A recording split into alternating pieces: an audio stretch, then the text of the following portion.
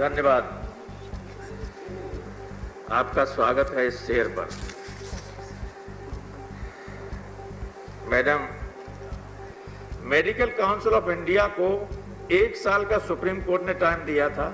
1 साल में नहीं बनाए गए तो वहां से डांट पड़ी, तो फिर भंग हुआ, तब जाके वो बना।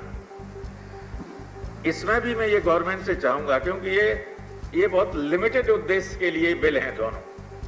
ये बोर्ड ऑफ गवर्नर्स का कार्यकाल बढ़ाने के लिए हैं सिर्फ, जब तक national commission for homeopathy and national commission for Indian system of medicine बन नहीं जाते हैं, तब तक ये बोर्ड ऑफ गवर्नर्स रहेंगे।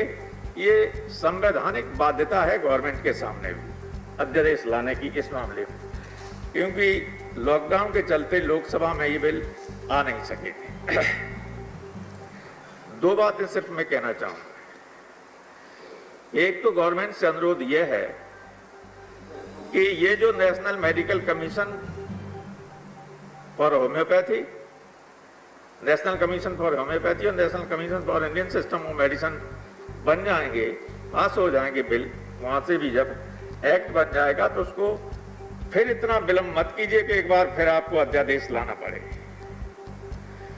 So you have 2 minutes. दोनों विधाएं, दोनों प्रणालियां बहुत महत्वपूर्ण हैं। देश के 70% लोग अब भी आयुर्वेद और होम्योपैथी से इलाज कराते हैं। एलोपैथी इतनी महंगी है, प्राइवेट अस्पताल में कोरोना का मरीज जाए तो एक दिन में 1-1 लाख रुपया चार्ज कर रहे हैं। 1-1 लाख। तो सबसे सस्ती तो होम्योपैथी है, और कई ऐसे रोग हैं जिसमें एलोपैथी में कोई इलाज नहीं है, जैसे मत्स्य हो जाते हैं, वहां से टाक, ये सब, इसका केवल होम्योपैथी में इलाज है। आयुर्वेद में बहुत सारी ऐसी रोग हैं जिनका जड़ से नाश करने की क्षमता है, लेकिन एलोपैथी नहीं कर सकती। और ये हिंदुस्तान की बहुत पुरानी प्रणाली है आयुर्वेद, बहुत पुरानी। वाल्मीकि रामायण ने और गोस्वामी तुलसीदास ने तो सुशांत वैद्य को अमर कर दिया, कि लक्ष्मण को संजीवनी से जिंदा कर दिया। आयुर्वेद ही था ये, पूरा अथर्ववेद हमारा आयुर्वेद है।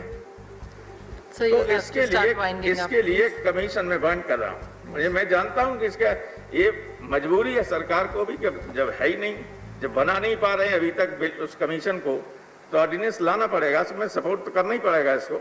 लेकिन ये चाहूंगा मैं जरूर कि समय के अंदर इन दोनों कमीशन को लोकसभा से जब पारित हो जाए और एक्ट बन जाए तो 1 साल के अंदर बना लीजिए, वरना फिर आपको अध्यादेश लाना पड़े और फिर आपको शर्मिंदगी उठानी पड़े सदन में।